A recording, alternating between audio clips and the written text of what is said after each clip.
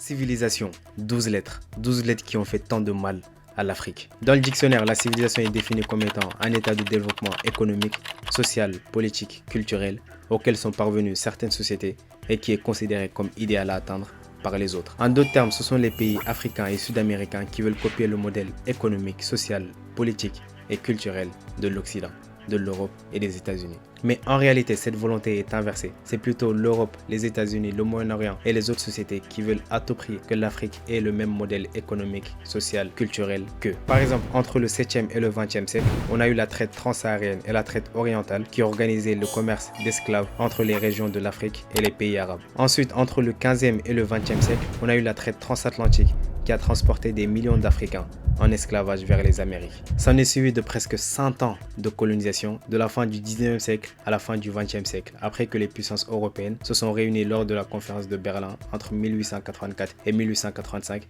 pour établir les bases de la colonisation formelle de l'Afrique. Résultat, exploitation des ressources naturelles africaines, dépossession des terres, l'oppression des populations, la suppression des systèmes politiques et culturels, et pire, la division arbitraire des frontières. Aujourd'hui, cette colonisation existe toujours, elle a juste changé de forme.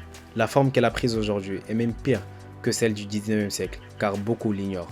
Aujourd'hui, les terres des Africains ne sont plus confisquées de façon flagrante. Aujourd'hui, il n'y a plus de répression, de ségrégation, comme l'apartheid en Afrique du Sud. Aujourd'hui, la colonisation s'appelle domination culturelle. La domination culturelle consiste à faire en sorte que Ousmane ait l'impression qu'un boubou est moins valorisant qu'un costume 3 pièces.